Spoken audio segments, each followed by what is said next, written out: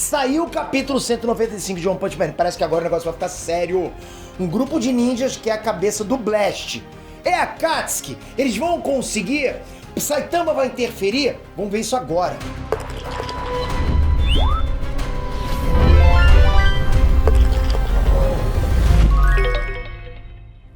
Inês Transpecter aqui. Capítulo 195 de One Punch Man. Infelizmente foi muito curtinho, né? Pô, que pena, você teve só 13 páginas. Mas assim, na boa, eu achei realmente um capítulo excelente, de verdade. Principalmente porque ele oscilou muito bem entre cenas engraçadas e cenas tensas, de verdade. Cenas que você percebe que tem tensão ali e que pode acontecer alguma coisa explosiva ali. Além de mostrar mais um pouquinho do passado que conecta a Vila Ninja e o Blast. Então já manda aquele like sério, aquelas inscrições normais consecutivas, né?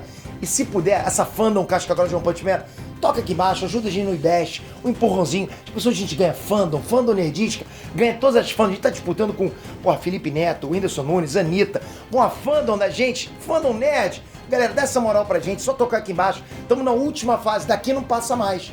Ou é ou não é mais? Muito obrigado por isso que você faz pela gente, você não tem noção como eu gostaria de estar aí com você agora. Porra, só comemorando, vamos lá.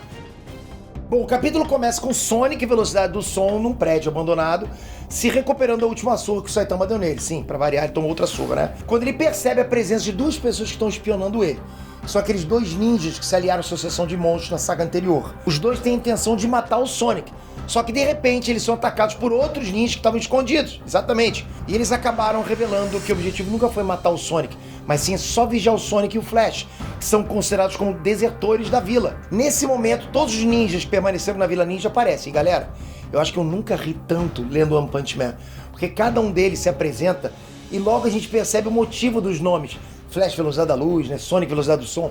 Todos os ninjas dessa vila têm nomes redundantes. Acompanha, vamos lá. Violência forte, destruição destrutiva, trovão trovejante, doido louco, massacre assassino, melodia melódica, corcorada, momento instantâneo, vibração vibrante, gelo gelado, céu celeste, arco-íris colorido, equilíbrio equilibrado, músculo musculoso. Exatamente como eu falei, todos têm nomes idiotas, redundantes. É pré-requisito dentro de Vila Ninja, entende? É como alguém me chamar de nerd geek. Eu acho que é a mesma coisa, né? Não sei. Aí quando o Sonic vê isso, então ele percebe logo em seguida essa grande ironia deles terem se reunido num tipo de facção, porque isso era tecnicamente proibido de se fazer na Vila Ninja.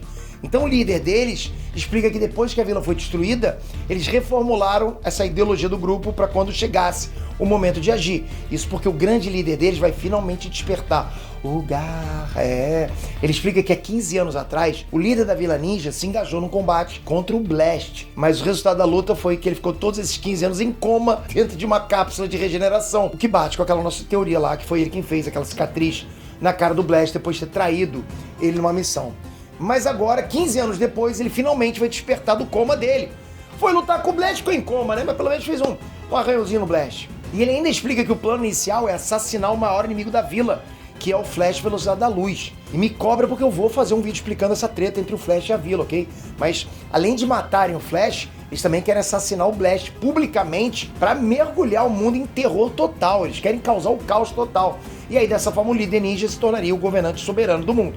Sem o Blast, entende? Então esse maluco é poderoso pra caramba também. Basicamente, galera, indo direto ao ponto, eles estão lá para recrutar o Sonic velocidade do som para essa missão. Eles querem o Sonic. E aí eles pedem que o Sonic atraia o Flash para um local onde todos eles vão estar esperando, juntamente com o líder ninja recém-despertado. Sim, é isso mesmo. Esse é o plano dos caras.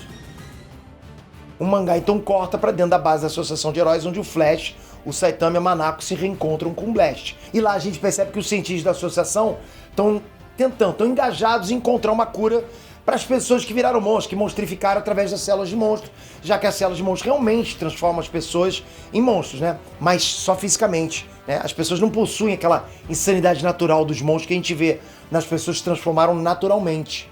Aí o Saitama logo em seguida reconhece os monstros que estão sendo submetidos aos testes como os lutadores do torneio de artes marciais, o que pra mim é uma surpresa, porque normalmente Saitama não lembra de ninguém, mas sendo bem sincero, eu acho que isso daí foi um furo de roteiro, porque Quando os lutadores comeram as células de monstro, o Saitama já nem estava mais no estádio. Ele tinha fugido depois de ter lutado contra o Suiryu, porque descobriram que ele estava usando uma peruca para se passar pelo Charanko, né? E aí o Saitama fugiu para não ser preso. Porque não tem nem como o Saitama saber que aqueles caras lutaram no torneio. Enfim, deixa passar. Tá bom pra caramba, né? É por causa de um furo de roteiro, né?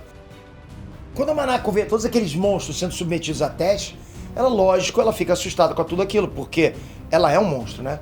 Aos olhos dela, aquilo parece uma sala de tortura. Tipo, pô, estão usando os pés dela de cobaia. Então ela se esconde e diz que ela é um monstro puro, e não humano que se transformou. E ela aproveita e conta a origem dela, que ela, na verdade, é um pedaço do corpo do Gyoru, que acabou se soltando e ganhando vida própria.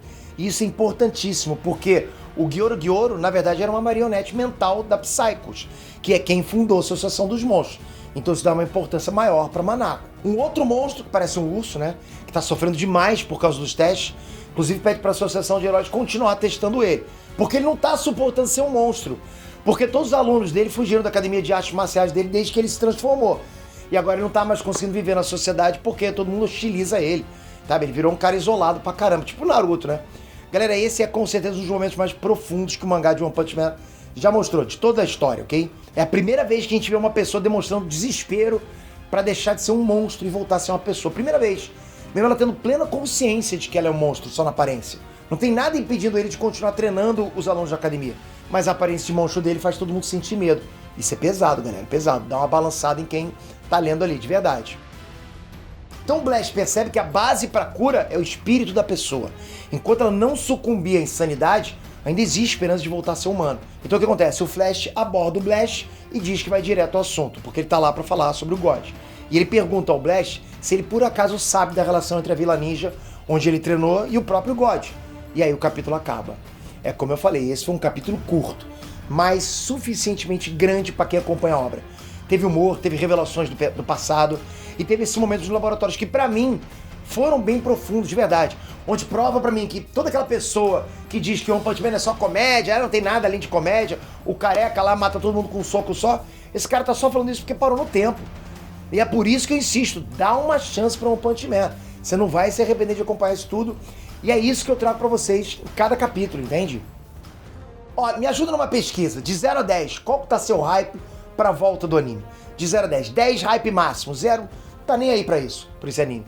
Comenta aqui embaixo. E se puder, dá um votinho pra gente no IBEST, deixa isso preparado. Só você tocar, tem 6 links aqui embaixo. Se puder tocar no 6, maravilha. Se puder tocar em 3, ótimo demais. Pô, tá bom, obrigado de coração por isso. Tá ajudando muito a gente. Toca aqui agora, se inscreve no canal, ativa o sininho. Vou trazer mais informações sobre o One Punch Man. Vou dar mais background pra vocês. Vou fazer mais previsões do que pode acontecer. O que vai acontecer se o Saitama interferir, vai ser bom demais. Então, se inscreve, ativa o sininho e eu te vejo no próximo vídeo. Valeu, galera. Fui!